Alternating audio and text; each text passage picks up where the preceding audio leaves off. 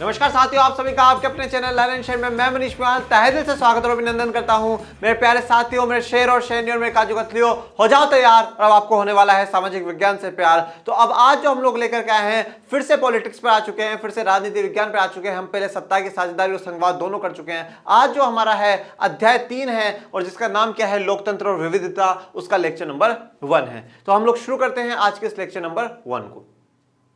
तो सबसे पहले जैसे अर्जुन का निशाना कहां पर था, बिल्कुल चिड़िया की आंख पर था ना, तो आज हमारा जो निशाना है वो इस चैप्टर के में हम लोग क्या क्या पढ़ने वाले, इस पूरे चैप्टर पे हमारा निशाना रहना चाहिए। हम इसमें मैक्सिको ओलंपिक के बारे में पढ़ेंगे, समानता असमानता और विभाजन पढ़ेंगे, सामाजिक विभाजनों की राजनीति पढ़ेंगे और 3 आयाम पढ़ेंगे। तो अब आज के जो हमारे टॉपिक्स रहेंगे वो मुख्यतः मैक्सिको ओलंपिक और समानता असमानता और विभाजन रहेगा। हम शुरू करते हैं आज के लेक्चर को। लोकतंत्र और विविधता। सबसे पहले तो हमें समझना चाहिए कि लोकतंत्र और विविधता है क्या। ठीक है, वैसे विविधता की मैं बहुत बार बात कर चुका हूं। डेमोक्रेसी, लोकतंत्र मतलब डेमोक्रेसी और डाइवर्सिटी, डेमोक्रेसी एंड डाइवर्सिटी। लोकतंत्र और विविधता, विविधता का मतलब क्या है, वेराइटीज होनी चाहिए हमारे पास। डाइवर्सिटी का मतलब क्या है, हमारे पास क्या हो, वेराइटीज हो। किसी भी चीज में क्या होनी चाहिए, हमारे पास वेराइटीज होनी चाहिए। जैसे मैं कपड़े की दुकान पे जाऊं तो एक कपड़े की ड्रेस नहीं होनी चाहिए, 5, 10, 15 होनी चाहिए। ये नहीं तो ये नहीं तो ये नहीं तो ये ले लो। वेराइटीज होनी चाहिए। उसी प्रकार से हमारे देश में बहुत सारी विविधता है। हमारे देश में क्या है, भाषा के आधार पर विविधता है। ठीक है, हमारे देश में मलयालम भी बोली जाती है, तमिल भी बोली जाती है, तेलुगु भी बोली जाती है, हिंदी भी बोली जाती है, उर्दू भी बोली जाती है, संस्कृत भी बोली जाती है, इंग्लिश तो बोल ही रहे। ठीक है, तो सभी प्रकार की भाषा हमारे देश में बोली जाती है, विविधता है।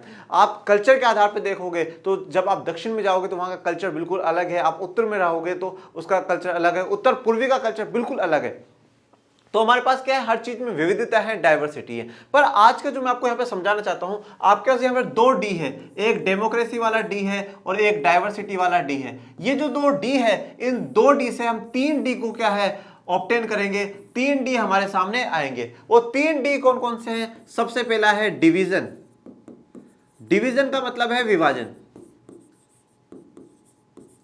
ये वाला अगर आप पूरा समझ लोगे ना, इस कॉन्सेप्ट को पूरा समझ लोगे, पूरा चैप्टर आपका क्लियर हो जाएगा। इसी पहली स्लाइड पे पूरा चैप्टर में आप 100 आउट ऑफ 100 मार्क्स ले आओगे, कहीं मार्क्स नहीं कटेंगे। तो 2 डी है, डेमोक्रेसी और डाइवर्सिटी। इन 2 से हम 3 डी बना रहे हैं। पहला है डिवीजन, जिसका हिंदी में मतलब होता है विभाजन। दूसरा है डिफरेंसेस, जिसका मतलब होता है विभिन्नताएं। दूसरा है डिफरेंसेस और तीसरा और फाइनल जो होता है वो है डिस्क्रिमिनेशन,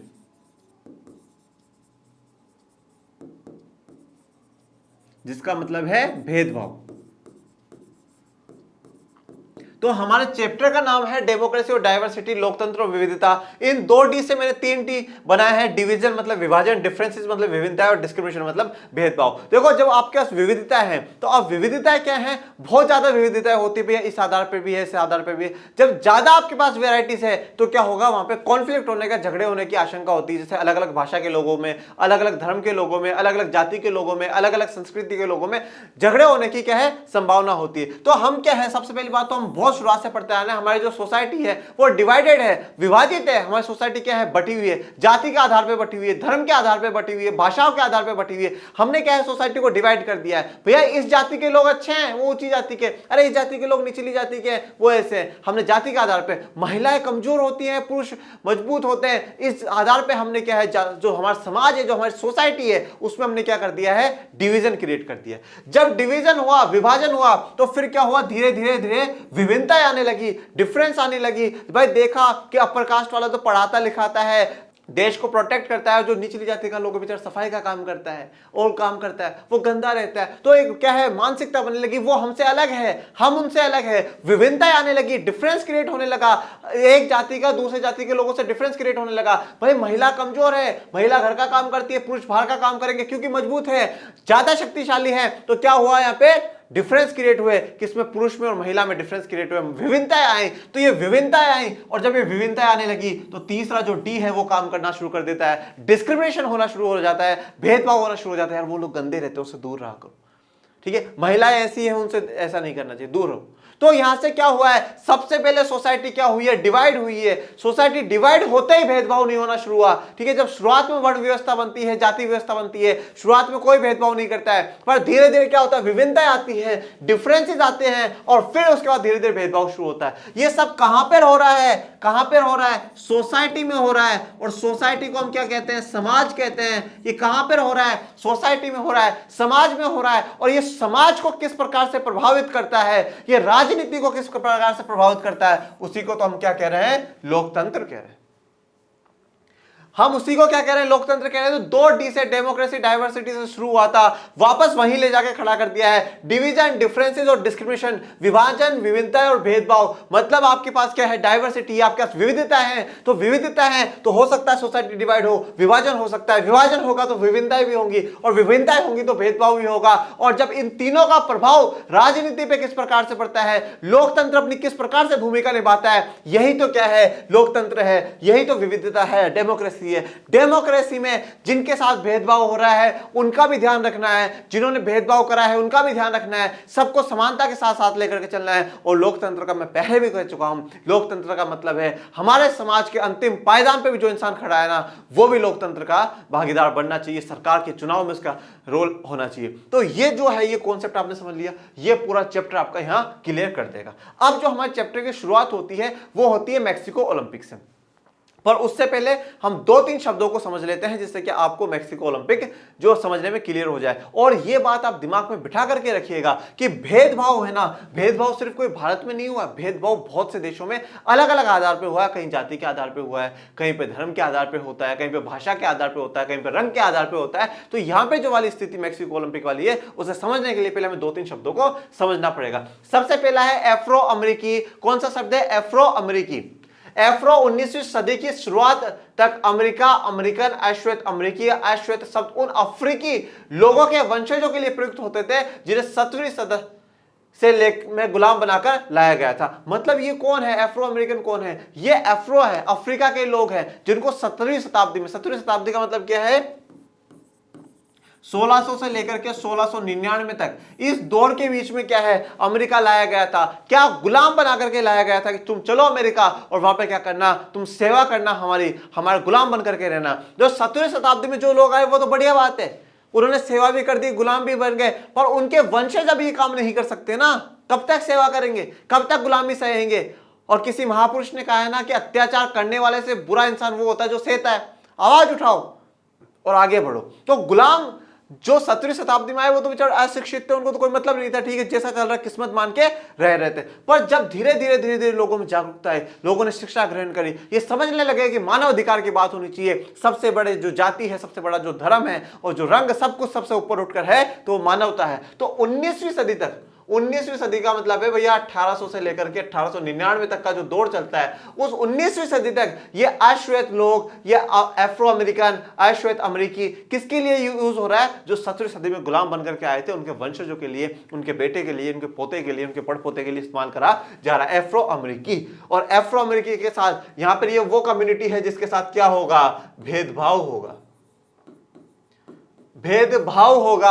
अब देखो सबसे पहले क्या हुआ, इन्हें जब लाया गया तो क्या हुआ, विभाजन हो गया कि भाई वो अफ्रीकन है, हम अमेरिकन हैं, वो अफ्रीकन है, हम अमेरिकन है। सोसाइटी में क्या हुआ, विभाजन हुआ। फिर विभिन्नताएं आने लगी, डिफरेंसेस आने लगे, हम तो महाराज हैं, वो हमारे गुलाम हैं, तो ये डिफरेंस क्रिएट रहना चाहिए। और फिर जैसे जैसे डिफरेंस बढ़ता गया तो वो क्या होने लगा, डिस्क्रिमिनेशन होना शुरू हो गया, भेदभाव होना शुरू हो गया। और जब भेदभाव होगा तो कभी ना कभी तो लोग जागेंगे, कभी ना कभी तो आवाज उठाई जाएगी, और आवाज उठाई जाती है वहां पे किंग मार्टिन लूथर जूनियर के द्वारा। अमेरिका में नागरिक अधिकार आंदोलन, नागरिक अधिकार आंदोलन को कहा जाता है सिविल राइट मूवमेंट।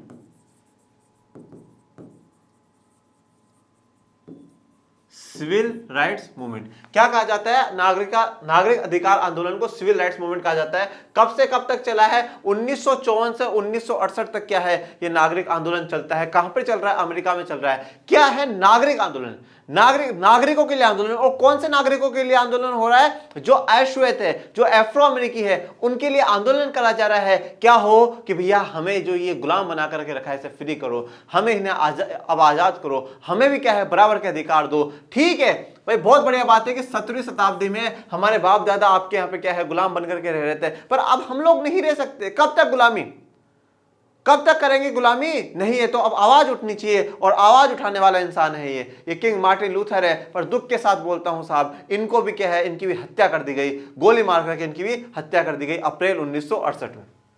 घटना और सुधार आंदोलनों का एक सिलसिला जिसका उद्देश्य अफ्रो अमेरिकी लोगों के विरुद्ध होने वाले नस्ल आधारित भेदभाव को मिटाना था। तो आपसे पूछे नागरिक अधिकार आंदोलन क्या है? भैया घटना है। हम बोलते हैं ना भारतीय राष्ट्रीय स्वतंत्रता आंदोलन, क्या था? घटनाएं थी भाई, कभी चोरी चोरा कांड हो रहा है, कभी क्या हो रहा है, उधम सिंह उसको गोली मार रहा है, कभी महात्मा गांधी सत्याग्रह चला है। घटनाएं तो पढ़ी हमने, प्रोसेस इंसिडेंट पढ़ा है ना भाई, पहले ये हुआ फिर ये हुआ फिर ये हुआ फिर ये हुआ। तो ये जो इंसिडेंट पढ़े हैं उसी प्रकार से नागरिक अधिकार आंदोलन में क्या है, कुछ घटनाएं हुई है, कुछ इंसिडेंट्स हुए हैं, सुधार करने की मांग उठी है कि सुधार करा जाए व्यवस्था में। अब कोई गुलाम नहीं, कोई राजा नहीं, सब बराबर है, मानवता है, मानवता जिंदा रहनी चाहिए, मानवता जिंदा रहनी चाहिए। तो इस पूरे नागरिक आंदोलन का एक ही उद्देश्य है, एक ही उद्देश्य क्या है कि जो अफ्रो अमेरिकी लोग हैं उनको क्या है, उनको गुलामी से आजादी मिल जाए, उनके खिलाफ जो अत्याचार हो रहा है, जो भेदभाव हो रहा है उसे मिटा दिया जाए। यही क्या है, इनकी मांग होती है।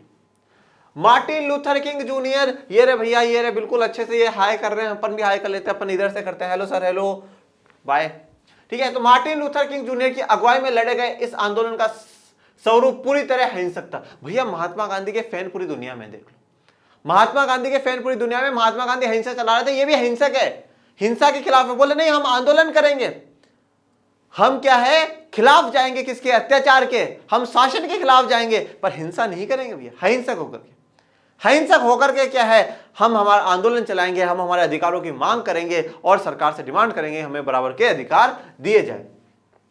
इसने नस्ल के आधार की पर भेदभाव करने वाले कानूनों और व्यवहार को समाप्त करने की मांग उठाई, जो अंत सफल भी हुई। तो इन्होंने क्या करा, इन्होंने डिमांड करी कि भाई जो भी ऐसे कानून हैं जिनसे क्या हो रहा है, हमारे साथ भेदभाव हो रहा है, जो नस्ल के आधार पर, रंग के आधार पर जो हमारे साथ भेदभाव होता है, उस भेदभाव को खत्म कर दिया जाए। और जो ऐसे कानून आपने बना रखे हैं या जो लोग हमारे साथ ऐसा व्यवहार करते हैं, वो व्यवहार खत्म होना चाहिए। और फाइनली क्या है, जो किंग मार्टिन लूथर जूनियर है वो विजयी होते हैं, वो सफल हो जाते हैं इस आंदोलन में, और वहां के हजारों करोड़ों लाखों जो अश्वेत लोग होते हैं उनके लिए अधिकारों की जो मांग है वो पूरी होती है। और जैसे जो बराक ओबामा राष्ट्रपति थे वो भी अश्वेत, शायद प्रथम अश्वेत राष्ट्रपति बने कहां के, अमेरिका के। तो अमेरिका में ये आंदोलन काफी समय तक चलता है और इसमें सच में बहुत मजबूत पकड़ रहती है। अश्वेत शक्ति आंदोलन, अब वो नागरिक अधिकार आंदोलन क्या है और अश्वेत शक्ति आंदोलन क्या है, दोनों में डिफरेंस क्या है? भाई देखो ये आंदोलन अश्वेत, अश्वेत मतलब काले लोगों के लिए आंदोलन हो रहा है, तो जरूर ये जो बात कर रहा है ये अमेरिका की बात कर रहा होगा, अमेरिका की बात कर रहा होगा, और अमेरिका में जो बात कर रहा है अश्वेत लोगों की बात कर रहा है। तो फिर ये भी आंदोलन अश्वेत के लिए है, वो भी आंदोलन किसके लिए है, अश्वेत के लिए। डिफरेंस क्या है भैया? आजादी तो भगत सिंह भी चाहते थे और आजादी महात्मा गांधी भी चाहते थे, डिफरेंस क्या था, फर्क क्या था? फर्क यही था ना कि महात्मा गांधी कहते हैं भाई प्यार से मांग लो, हिंसा मत करो। शहीद भगत सिंह कह रहे नहीं भाई मार देंगे और मर जाएंगे, पर हमें तो क्या चाहिए, आजादी चाहिए। तो उसी प्रकार से क्या है, जो मार्टिन लूथर किंग है वो तो ये कह रहे हैं कि हिंसक होकर के, बिना हिंसा करे क्या है, हमें आजादी चाहिए। कौन सी आजादी? अत्याचारों से हमें आजादी मिल जाए, हम हमारे देश में हमें एक बिल्कुल सम्मान के साथ रखा जाए, रेस्पेक्ट के साथ हमें रखा जाए। तो ये जो मांग कर रहे हैं वो नागरिक अधिकार आंदोलन के तहत कर रहे हैं, जिसमें हिंसा नहीं करेंगे। पर अश्वेत शक्ति आंदोलन में क्या हो रहा है, ये भगत सिंह के टाइप वाले लोग देखते हैं। यह आंदोलन 1966 में उभरा और 1975 तक चलता रहा। नस्लवाद को लेकर इस आंदोलन का रवैया ज्यादा उग्र था, उग्र थे। हमने भी पढ़ा है ना भाई, नरम दल और गरम दल। तो नरम दल और गरम दल के बारे में हमने पढ़ा। नरम दल क्या था, जो ऐसा था कि बिल्कुल ठीक है वहां भाई प्यार से, आराम से, कोई ज्यादा हिंसा नहीं करनी, ऐसा। गरम दल क्या था, मार देंगे या मर जाएंगे। तो ये जो लोग हैं गरम दल वाले लोग हैं। अमेरिका के अश्वेत आंदोलन में ये गरम दल वाले लोग हैं, उग्र हो रहे हैं, मार दो सामने वाले को। अगर गोरे लोग हमारी डिमांड्स को पूरा न करें तो मार दो सालों, वो हमारे कानूनों को नहीं बदले मार दो, उग्र हो जाओ, जिसको जलाना है जलाओ, जिसको फूकना है जो फूकना हो करो, पर उग्र होकर के करो। जैसे अभी भी कुछ समय पहले ही अमेरिका में ब्लैक लाइव्स मैटर का मुद्दा वापस उठा था। एक पुलिस वाले ने काले इंसान को उसको मार दिया, उसको वहीं, तो बहुत ज्यादा वो मुद्दा उठा और पूरी दुनिया में उसकी फिर से जो रेपुटेशन है अमेरिका की थोड़ी डाउन आई कि नहीं अमेरिका में भी क्या है, मानव अधिकार के खिलाफ अमेरिका काम हो रहा है। तो पर वहां मुद्दा उठाया, पर फिर भी सरकार ने एक्शन लेकर के उस मुद्दे को दबा दिया मतलब जो पुलिस वाला था उसके खिलाफ एक्शन ले लिया। इसका मानना था कि अमेरिका से नस्लवाद मिटाने के लिए हिंसा का सहारा लेने में भी हर्ज नहीं है। तो ये जो आंदोलन चला रहा है श्वेत शक्ति आंदोलन, इनका ये मानना है कि अगर हमें हिंसा भी करनी पड़े, अगर हमें वायलेंस भी करना पड़े, तो भी कोई दिक्कत वाली बात नहीं, पर हमें क्या चाहिए, हमें ये जो नस्लवाद है, जो रंग के आधार पर जो भेदभाव हो रहा है, इसको खत्म करना है। भेदभाव को खत्म करने के लिए चाहे हमें हिंसा भी करनी पड़े, कोई दिक्कत वाली बात नहीं है। पर किंग मार्टिन लूथर क्या कह रहे हैं, बोले नहीं, हिंसक होकर के हम करेंगे, हिंसा के रास्ते से हम क्या पाएंगे, अत्याचारों से आजादी पाएंगे। अब आ जाते हैं मैक्सिको ओलंपिक में। तो भैया मैक्सिको ओलंपिक को जानने से पहले ये तो जान लो मैक्सिको है कहां पे। तो ये जो आपको दिख रहा है रेड रेड में, ये है भैया मैक्सिको।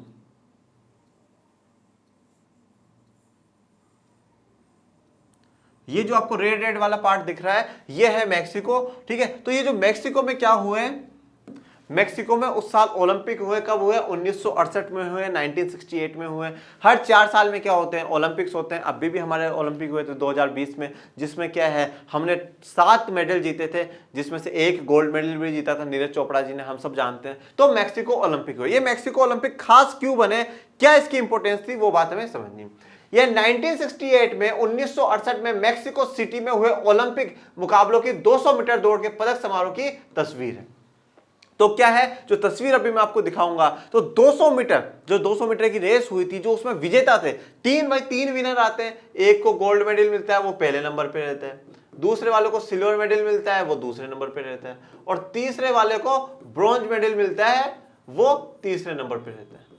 गोल्ड मेडल फर्स्ट मतलब स्वर्ण पदक, जिसने क्या है, स्वर्ण जीता है, गोल्ड मेडल है वो स्वर्ण पदक फर्स्ट वाला। सेकंड सिल्वर मेडल मतलब रजत पदक जिसने जीता है वो, और कांस्य पदक मतलब ब्रॉन्ज मेडल। तो ये जो तीनों की पोजीशन उस हिसाब से मिलते हैं। तो 200 मीटर की रेस में पदक समारोह हो रहा है, और आपने आखिरी में देखा होगा कि है ना, जो वहां के गेस्ट होते हैं वो मेडल्स पहनाते हैं और उन्हें सम्मान करते हैं कि हाँ आपको बधाई हो। और जो पहले नंबर पे आता है, जो गोल्ड मेडल जीतता है, उसके देश का क्या होता है, राष्ट्रगान बजाया जाता है। तो जब हमारे नीरज चोपड़ा जी जीते थे, तो भारत की आन बान शान और भारत का राष्ट्रगान बजाया गया था।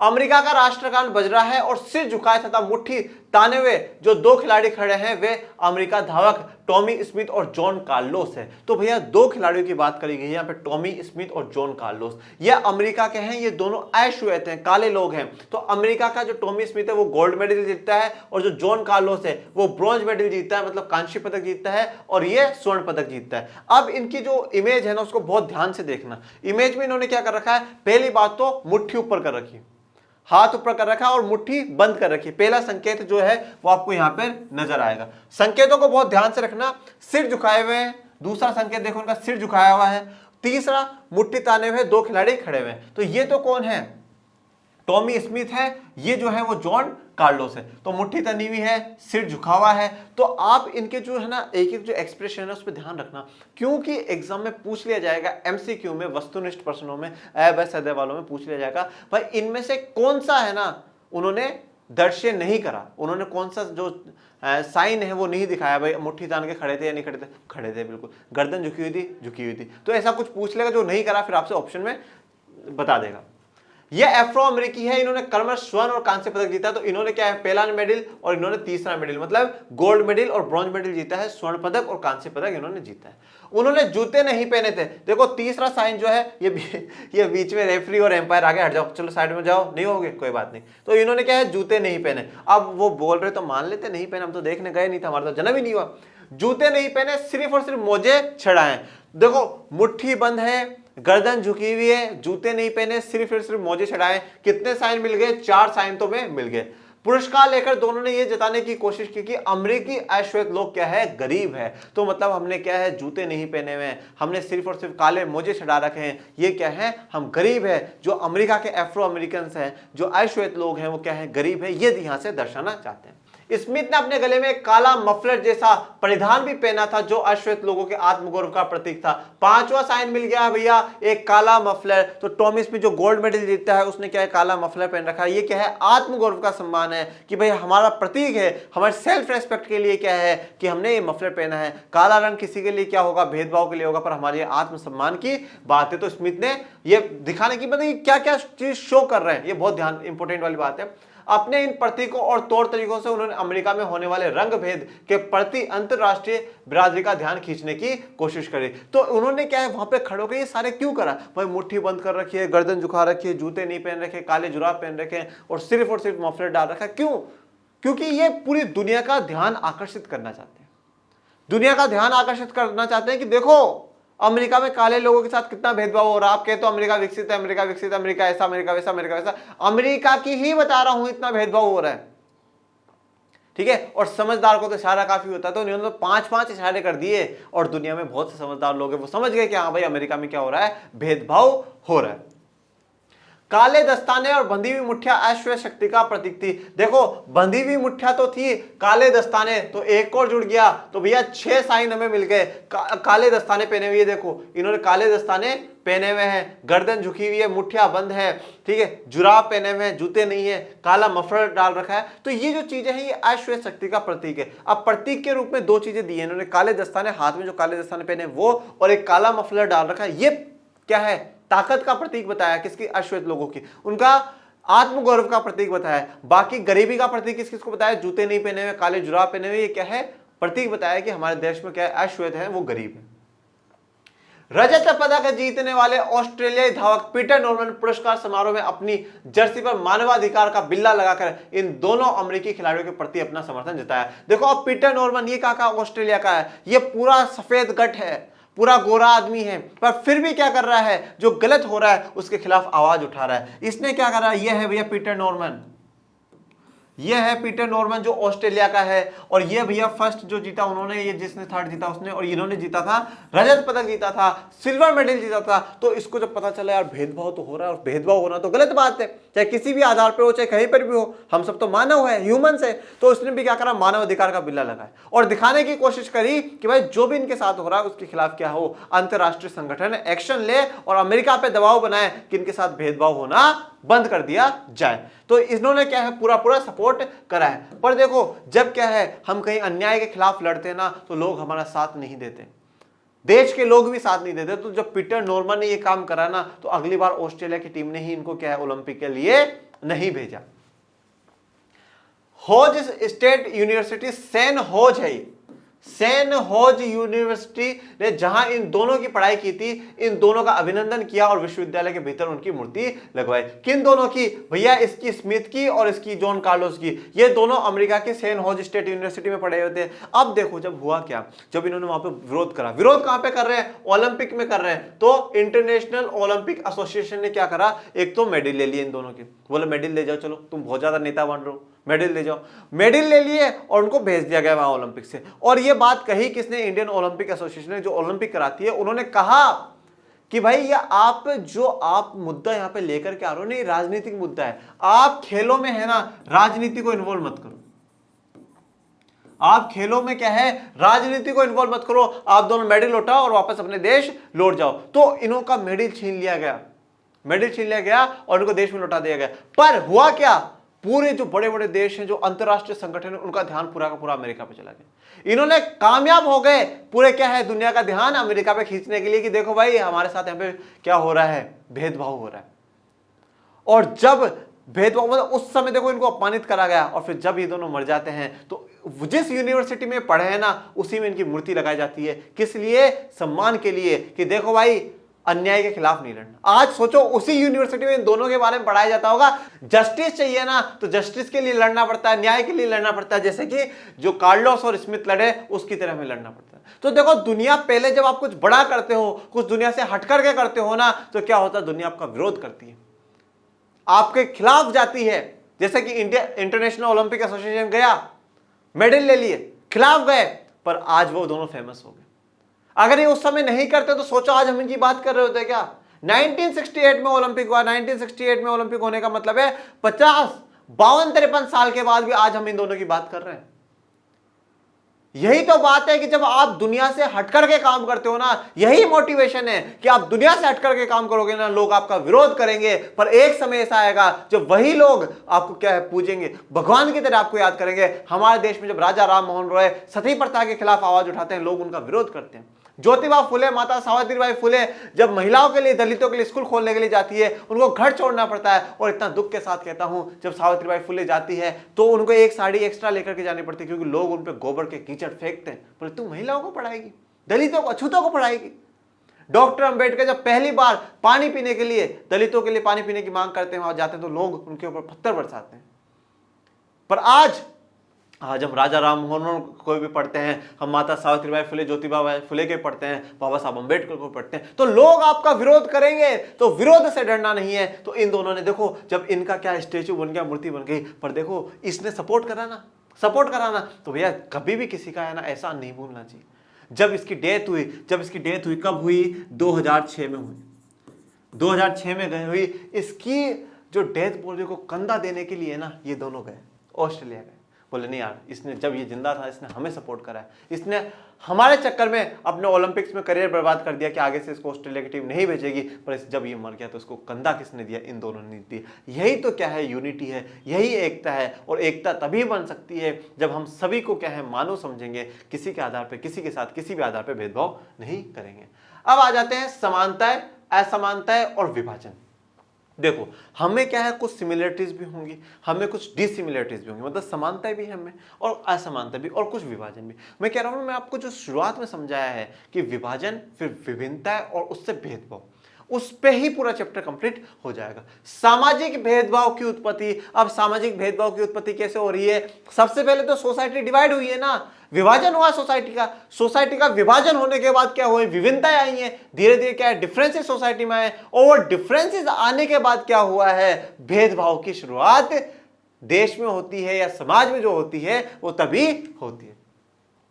हर सामाजिक विभिन्नता सामाजिक विभाजन का रूप नहीं लेती। जरूरी नहीं है कि हर बार जो सोसाइटी में विभाजन हो रहा है उससे जो विभिन्नताएं आ रही हैं उससे भेदभाव की रेट हो। तो हर बार सामाजिक विभिन्नता विभाजन का कारण नहीं बनेगी, ये बात ध्यान रखना। हर बार सामाजिक विभिन्नता विभाजन का कारण नहीं बनेगी। जैसे कि मान लो कि भैया टीचर शिक्षक है, ये क्या है? हमने विभाजन कर दिया कि भाई टीचर और डॉक्टर दोनों अलग अलग हैं। पेशे के आधार पर हमने क्या कर दिया? दोनों का क्या कर दिया? विभाजन कर दिया कि भाई ये डॉक्टरों का एरिया, ये टीचरों का एरिया। अब ये विभिन्नता है, फिर डिफरेंस क्रिएट होना शुरू होगा कि हमें टीचर अलग है, डॉक्टर अलग है। पर इससे भेदभाव क्रिएट नहीं होगा, क्योंकि डॉक्टर का काम अपनी जगह इंपॉर्टेंट है, टीचर का काम अपनी जगह इंपॉर्टेंट है। कल को अगर डॉक्टर का बच्चा टीचर बनना चाहे तो बढ़िया बात है, बनो, और टीचर का बच्चा डॉक्टर बनना चाहे तो भी बनो, कोई बढ़िया बात है, उसमें कोई दिक्कत वाली बात नहीं है। तो आप क्या है, विभाजन होना सोसाइटी में, मैं गलत नहीं बताता, विभिन्नताएं आना ठीक, पर ये विभिन्नताएं भेदभाव में कब बदलती है? जब आप इसको क्या है बिल्कुल बंदिश लगा देते हो कि भाई तू डॉक्टर तो तेरा बेटा भी डॉक्टर, तेरा बेटा परसों उसका तेरा पोता भी डॉक्टर, सब डॉक्टर बनेंगे। ये नहीं होना चाहिए। इसका बेटा अगर टीचर बनना चाहे तो बन सकता है। तो हर बार क्या होती है, विभिन्नताएं भेदभाव में चेंज नहीं होती है। सामाजिक विभिन्नताएं लोगों के बीच बंटवारे का एक बड़ा कारण होती जरूर है, लेकिन ये विभिन्नताएं कई बार अलग अलग तरह के लोगों के बीच पुल का काम भी करती है। देखो अब क्या होता है, तो सामाजिक जो विभिन्नताएं होती है बहुत सी बार तो क्या होता है, ये विभाजन का कारण बनती है, भेदभाव का कारण बनती है, और बनती है 100% बनती है। ठीक है, 100% बनती है। जैसे कि श्वेत और अश्वेत लोगों के बीच में क्या हुआ है, विभाजन जो हुआ, सब विभिन्नताएं आई हैं और फिर भेदभाव हुआ है। पर यह कभी कभी पुल का भी काम करती है, दो समुदाय को, लोगों को जोड़ने का भी काम करती है। जैसे कि पीटर नॉर्मन श्वेत था, ऑस्ट्रेलिया का श्वेत था, गोरा था, पर उसने क्या करा, इनको समर्थन करा कि नहीं भाई, आप लोग के साथ जो हो रहा है वो गलत है, हम उसको समर्थन करते हैं। तो ये जो विविधता है, जो डाइवर्सिटी है, ये जो विभिन्नताएं आती हैं समाज में, ये क्या करती है, लोगों को जोड़ने का भी काम करती।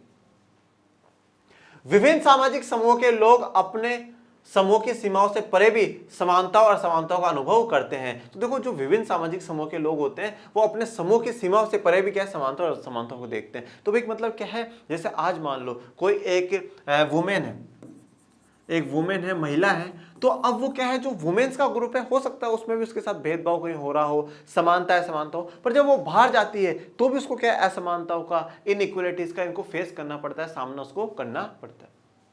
अक्सर ये देखा जाता है कि एक धर्म को मानने वाले लोग खुद को एक ही समुदाय का सदस्य नहीं मानते, क्योंकि उनकी जाति या उनका पंथ अलग होता है। तो ये बात तो हम हमारे भारत में देख सकते हैं कि भाई जितनी भी जातियां हैं उन सबका धर्म तो एक ही, पर वो फिर भी अपने आप को एक धर्म का या एक वर्ग का, एक समुदाय का हिस्सा नहीं मानते। भैया हम तो उस जाति के हैं, हम अलग हैं, अरे वो उस जाति के, वो अलग है, अरे हमारी जाति तो बहुत ऊंची है, हम उनसे कैसे बात करेंगे?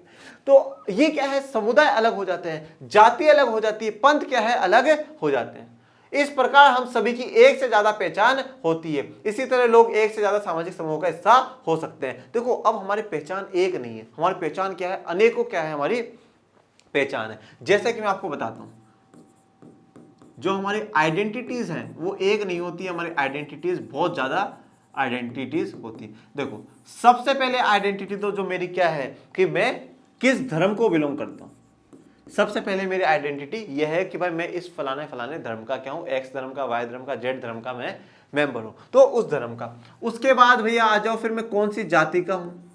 हाँ, मेरी जाति कौन सी है, एक्स जाति है, वाई जाति है, जेड जाति है, मैं कौन सी जाति का हूं। तो धर्म का मेरी एक पहचान धर्म के आधार पर बन गई, मेरी एक पहचान जाति के आधार पर बन गई, मेरी एक पहचान मान लो क्षेत्र के आधार पर बन गई कि अरे मैं तो क्या हूं, उत्तरी भारत में रहता हूं, तो मैं क्षेत्र के आधार पर भी क्या है मेरी पहचान बन जाती है, आइडेंटिटी बन जाती है। उसके बाद मेरी आइडेंटिटी शिक्षा के आधार पर भी बन जाएगी।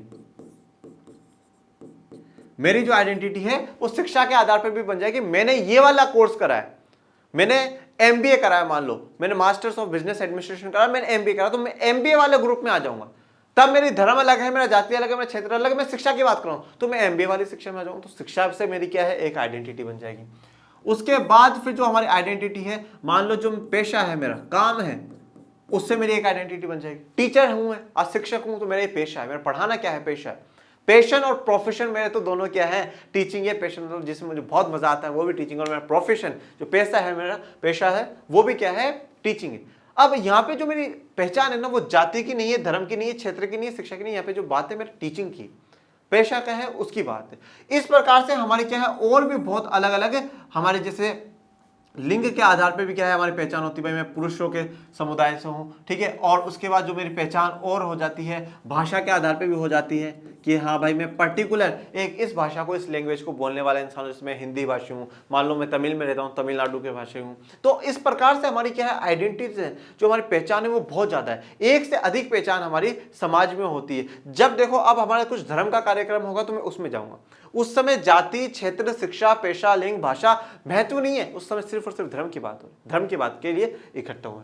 जाति की बात होगी तो जब मैं मेरी पर्टिकुलर जाति है तो मैं वहां पे जाऊंगा। वहां पे लोग मुझे इसलिए नहीं बुला रहे कि मैं टीचर हूं, वो मुझे इसलिए बुला रहे बिकॉज मैं उनकी कास्ट का मेंबर हूं, उनकी जाति का मेंबर हूं।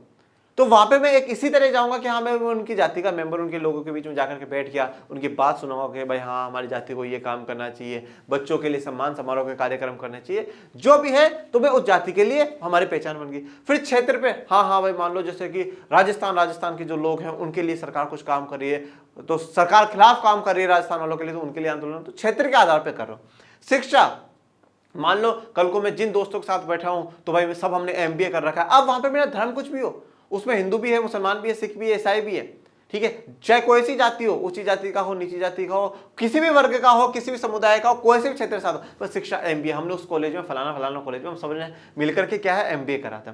शिक्षा, पेशा जैसे मेरा टीचिंग। अब जब टीचर्स की मीटिंग होगी ना तो वहां पे हम धर्म की बात नहीं करेंगे, हम वहां पे जाति की बात नहीं करेंगे, नहीं साहब ऐसा जाति, हम क्षेत्र की बात नहीं करेंगे, शिक्षा की बात नहीं करेंगे, सिर्फ हम टीचिंग की बात करें। वहां पे सभी टीचर्स इकट्ठा होंगे, चाहे उनकी कोई भी जाति, कोई भी धर्म हो। हम लिंग की, जब मान लो पुरुषों की मीटिंग चल रही है, महिलाओं की मीटिंग चलती है, तो उस हिसाब से, और भाषा के आधार पे। तो हमारी जो पहचान है ना, हमारी आइडेंटिटी जो समाज में एक नहीं एक से अधिक आइडेंटिटीज होती है, एक से अधिक पहचान हमारी होती है। और मैं आपको कहता हूं कि अगर आपको कोई पहचान रखनी है, आपको सबसे जो इंपॉर्टेंट पहचान है वो आपको यही रखनी है कि आप क्या हैं, भारतीय हैं। आप क्या है, भारतीय हो, आप इंडियंस हो आप, और इंडियंस ही हमारे लिए क्या है, सबसे बड़ी पहचान है। ये सभी पहचानें हमारी बात की है, पर सबसे पहली जो हमारी पहचान है वो भारतीय ही होनी चाहिए। तो हमारे सामाजिक समूह में अलग अलग सामाजिक समूह का हम हिस्सा होते हैं, अलग अलग हमारी पहचानें होती हैं, और पर इन सबसे ज्यादा जो इंपॉर्टेंट जो हमारी पहचान है वो भारतीय की पहचान है। और दरअसल हर संदर्भ में हमारी पहचान एक अलग रूप धारण करती है। तो हर संदर्भ में, धर्म के संदर्भ में अलग है, जाति के संदर्भ में अलग है, क्षेत्र, शिक्षा, पेशा, लिंग, भाषा, सबके संदर्भ में जो हमारी पहचान है वो अलग अलग है।